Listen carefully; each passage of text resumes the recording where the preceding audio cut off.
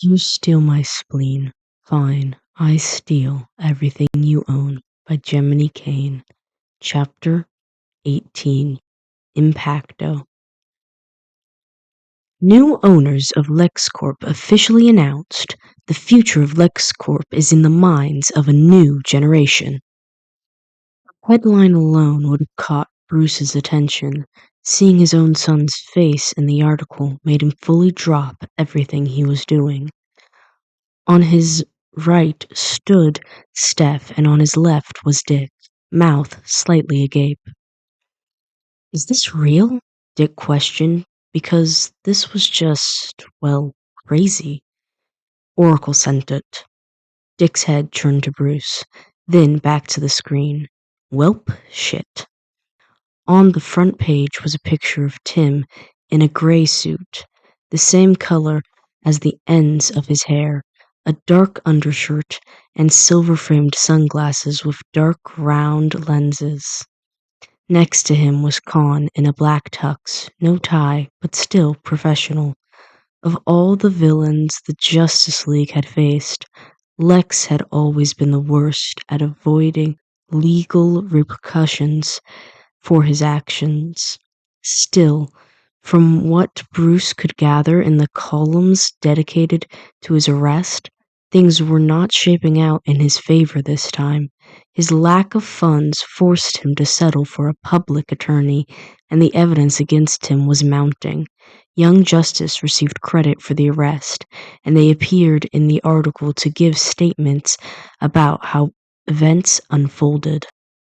Superboy was, unsurprisingly, missing, his absence been explained by an injury. Strangely enough, Eminence Gray was there. Tim must have found a stand-in to throw suspicion away from himself. What are you idiots doing? Jason stepped up next to Steph, his eyes squeezed together as he glanced over the article. Huh? Jason slammed a fist on the desk and swung back in his chair, laughing. Bruce, Dick, and Steph gave him questioning looks. What's so funny? Steph asked. With an exasperated breath, Jason recollected himself. It's an inside joke. You wouldn't get it. The kid had kept his word all right, and then some. When Tim had asked for one of his guns, Jason thought the kid would only use it to threaten.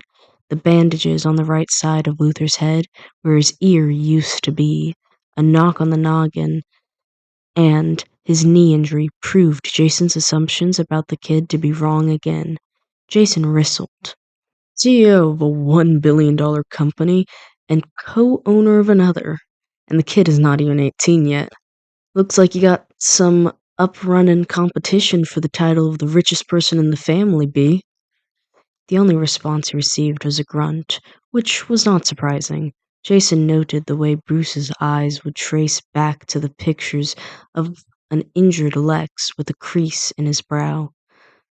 Looks like Lex got beaten up pretty bad, huh? Bruce made an affirming grunt. The wounds seemed to have been from a gun, which is a weapon none of the members of Young Justice use. You think Lex got caught in the crossfire of one of his goons? Dick questioned. Bruce made another affirming grunt. That is totally what I was thinking too. Jason added with sarcasm none of the others seemed to pick up on, or chose to ignore. Not that they had long to think about Jason's comment, since at the moment a hellspawn entered. What is the purpose of your gathering around the computer? Damian spoke as if he suspected them all for plotting something nefarious. Taking a place next to Dick, Jason observed the kid approach the screen and see the recent article showing Tim's picture. More specifically, of Tim's very much not fucked up face. How Timmers fixed his injury, Jason had no fucking clue. But what he was sure of was that watching Damian's eyes widen in disbelief as he kept looking over the features of Tim's face, which contained 2 eyeballs, was hilarious as shit. It was as if the kid had seen a ghost. Damian recollected himself before anyone noticed his odd reaction. "When is this from?" the brat asked, sounding composed. Jason felt a sting of anger at his unusual reaction going unnoticed by the others, but he said nothing. He had made a promise, after all. "Last night, in front of hundreds of paparazzi," Steph answered. "Lex was a pretty big player. Do you think this might give YJ the wrong kind of attention?" she asked, concerned. "It is very possible." Bruce sounded somber. "So how is the Tim can take care of himself and does not need supervision approach going for you, B?" Dick teased. Bruce scowled. Being in the eye of the public was something Tim had been taught to deal with ever since his first gala at the ripe age of 5 years old. He was used to the invasive questions and making an appearance in front of cameras. His friends, not so much. "How much longer will this last?" Bart spoke through his strained smile. "I think my jaw is about to cramp." He made a wave to the wall of flashing camera blitzes. "Few more minutes," Tim answered. Con and Tim stood a ways away from young Justice, since the paparazzi wanted individual photos. So they used their comms to talk to each other. With all of the journalists screaming questions, it was a necessity. "Where is Superboy?" one of them managed to scream through the crowd. Cassie took a step forward. "He was injured during our mission, but he'll recover fully. Don't worry."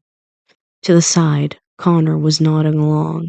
Honestly, Tim was kinda jealous that Con had inherited the side of Superman's genes that gave him the inexplicable ability to put on glasses and become a completely different person. "What is that? Superboy with his red-lensed sunglasses and leather jacket, but wait, he took off the glasses." Gasp. "Connor L. Kent, where did Superboy go?"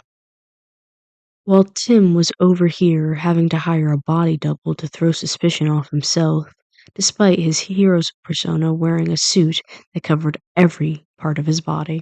"What, this sucks," Tam said from behind the mask.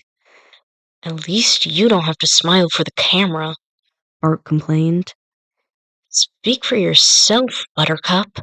At least you do not have to restrain your tits to fit into a twink-shaped suit," Tam said, effectively making Cassie, Bart, and Con struggle to restrain their laughter. Tim fought off the urge to roll his eyes. While the others were stuck into hero suits, Tim and Con wore suits better fitting for the red carpet. It was the first time Tim had ever seen Con in anything fancier than a dress short. It was fitting him well. Very well. The good thing about sunglasses was not just their use of covering for the sun and the camera's blitzes. They were also very useful in making sure no one knew where you were looking. "Why did you decide to share the responsibility of the company?" They aimed the question at Con. Con's smile was naturally charismatic. "Well, I have a lot of knowledge in the product Lex Corp produces, but not so much on how to run the actual company. And who better to take that burden off my back than my good friend Timothy Drake?" On his side, Tim lifted a brow slightly and gave a smile in Con's direction. It may not have been with his teeth, but it was the most genuine smile he had made all evening. Their collective attention, like vultures thrown a bone, turned to Tim. "What would you say to Lex Corp investors' concerns about the recent management change?" Multiple reporters shoved mics into Tim's face. He let a light smile trace his lips. "I will say the same thing I told the people who felt doubt when I first took my place as CEO of Wayne Enterprises. What I have to show from my youth is not naivety, nor is it inexperience, but a burning passion to strive for the best for not only this company, but also the working man and woman as well." He made eye contact with one of the cameras. In the short time I have been CEO of WE, it has seen a 15% increase in its financial sector and a 27% increase in worker morale. So, to all the investors and employees of Lex Corp who may feel doubt about this change, I will tell you this." His smile widened. "You are in good hands." He pushed up his glasses as every camera pointed at him.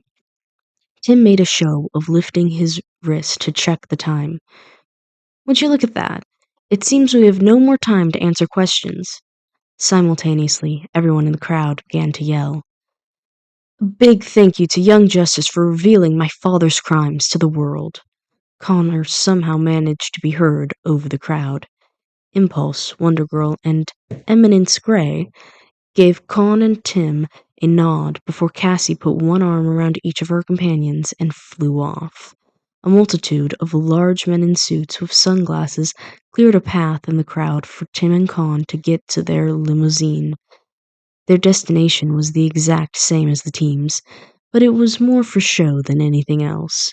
When the door closed behind them and the limo drove off, Con let out an exasperated breath. "How the hell do you do stuff like this on a regular basis?" Tim shrugged. "I have been trained in enduring various methods of torture. That includes dealing with journalists." He ended his sentence with a smirk. Con laughed. The laugh faded to a smile. There was no one but the two in the limo, not even a driver, since the car only needed a route to follow. The yells from the crowd could be heard less and less the further they drove, and it left them in a calm silence as they sat before each other. "Hey, Tim?" "Yeah?" Tim, who had been looking out the window, turned his head towards Connor. "I was wondering if you—" Con put a fist to his mouth and made a small cough. Tim leaned in slightly. Con sucked in a breath. "Wondering what we do from here?" His mouth moved to rub the back of his head. Tim opened his mouth slightly, then closed it. He leaned back with a straightened posture and made a friendly smile. "When it comes to Lex Corp, you will not have a lot to worry about besides the occasional charity event. I will take care of the rest." Tim pushed his sunglasses up, effectively covering his eye. "In terms of young justice, I was thinking of making a list." "A list?" A toothy smile, Con knew all too well, appeared on Tim's face. "What has taken heroes years to try to accomplish, we just did on a whim. We took Lex Luthor for good. And without murdering him at that." Con lifted a pointed brow. "Okay, my point is, there are many like Lex whose power comes from what they own, from things that can be taken away." "You want to make a list of villains you can rob blind," Con stated. Tim grinned. "You have a way of summarizing my ideas into beautifully simple concepts." "What can I say? It's an art form." They both snickered. "What are your thoughts on the idea?" "Absolutely insane," Con answered without hesitation, his face blank at first before he returned Tim's smile. "I'm in." Jason had been staring at the same page in his book for the last hour. It was not that the book was bad or anything, his mind was just simply elsewhere. For what felt like the 100th time, he looked over his shoulder to where Bruce sat by the Bat computer with Dick by his side. Steph had gone back to her dorm. Damian had returned to his room with a haunted look on his face. Good. The snot-nosed brat deserved it. He sighed. The book made a soft thud as he closed it. Grabbing the chair, he dragged the legs across the cave floor, making a screeching sound that made Dick turn his head towards him with a raised brow. He swung himself into the chair and placed it on Bruce's other side. "I have a question," Jason stated.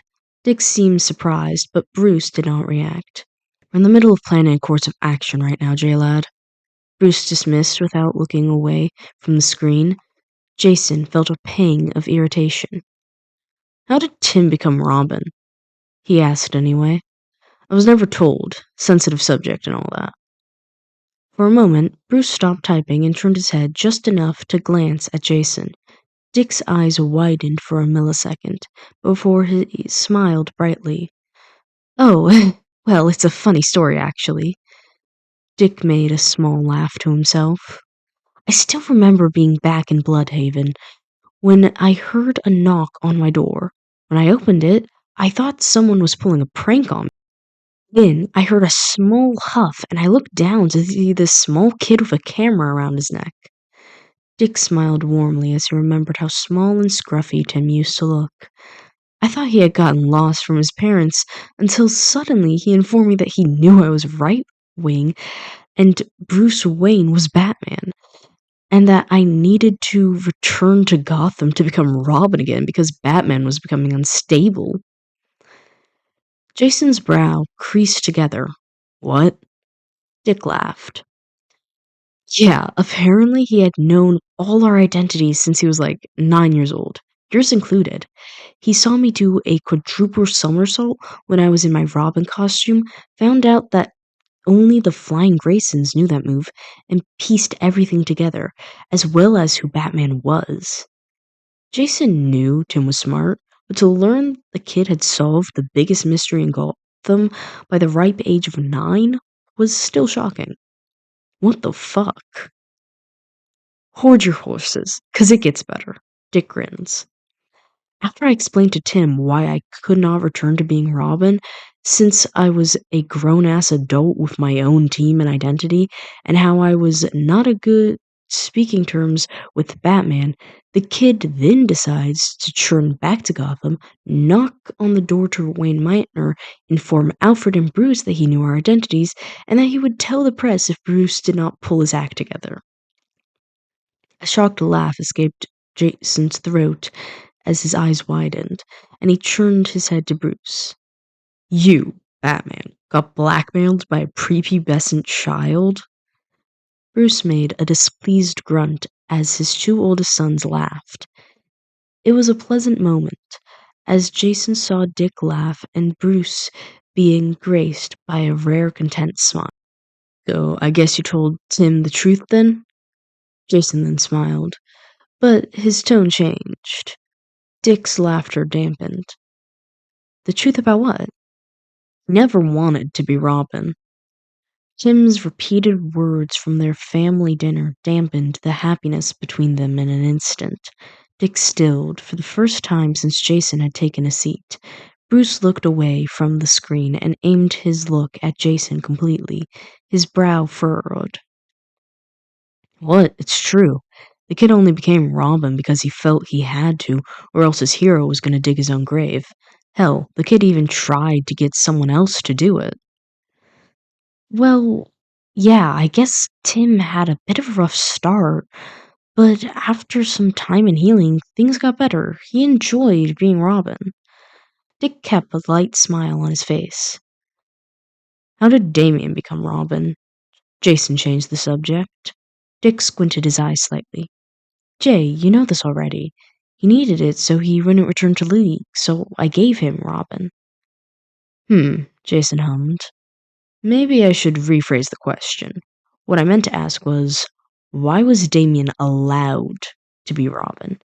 Jay, I get that he needed stability and all that, Jason interrupted, but you're the one who always preaches about Robin being light and hope.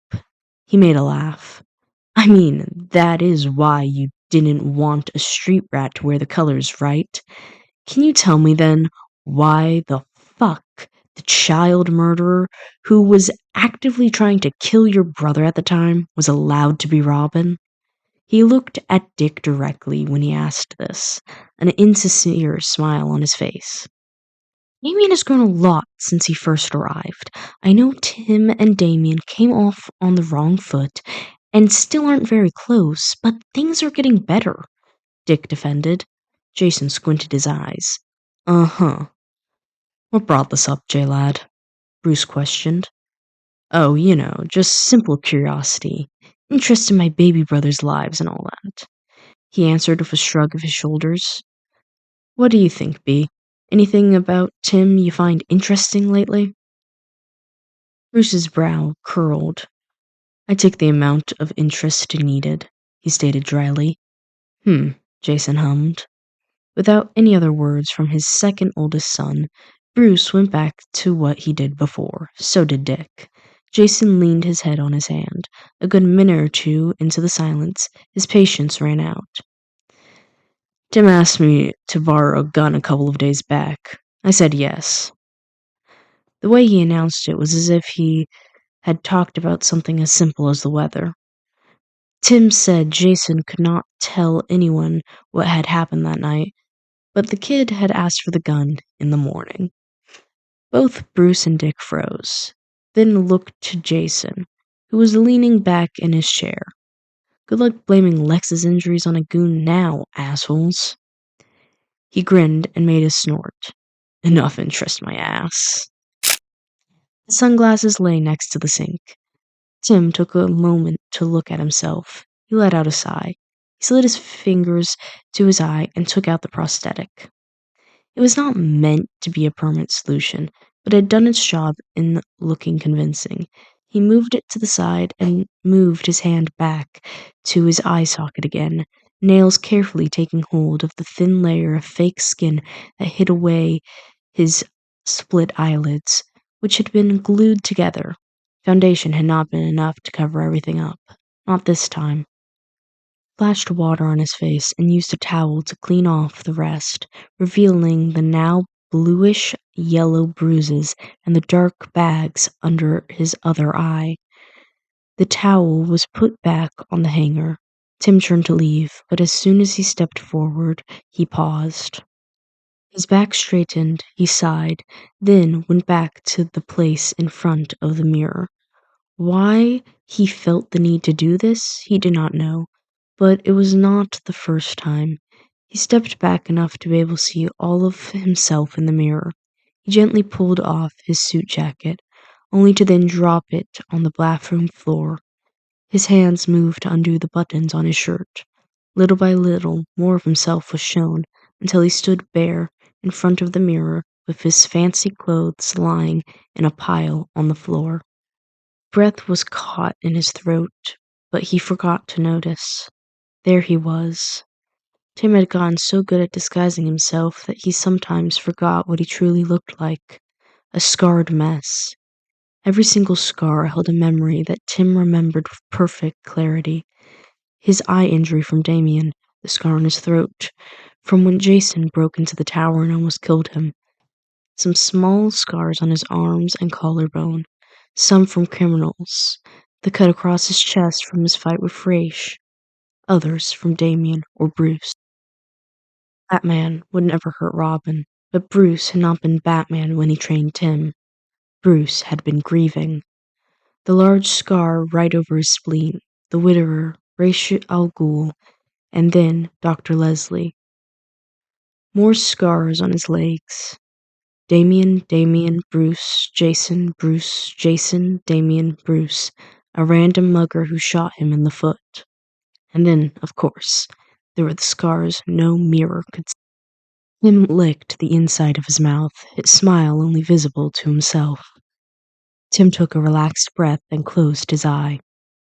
When he was younger, he remembered posing in front of the mirror with his noodle arms after making 10 push-ups to see if his muscles had gotten any bigger. It was before he knew who Batman and Robin were. It was the last time he looked in a mirror and felt joy. Sometimes he wondered what that child would say to their reflection now. Would he be disgusted? Scared? Maybe he will just be happy that they did not have noodle arms anymore. Tim laughed softly. He opened his eye and met himself in the mirror again. His smile slowly faded. One last glance was spared to each scar before he picked up the pile of clothing on the floor. The kid's meaning would not matter anyway.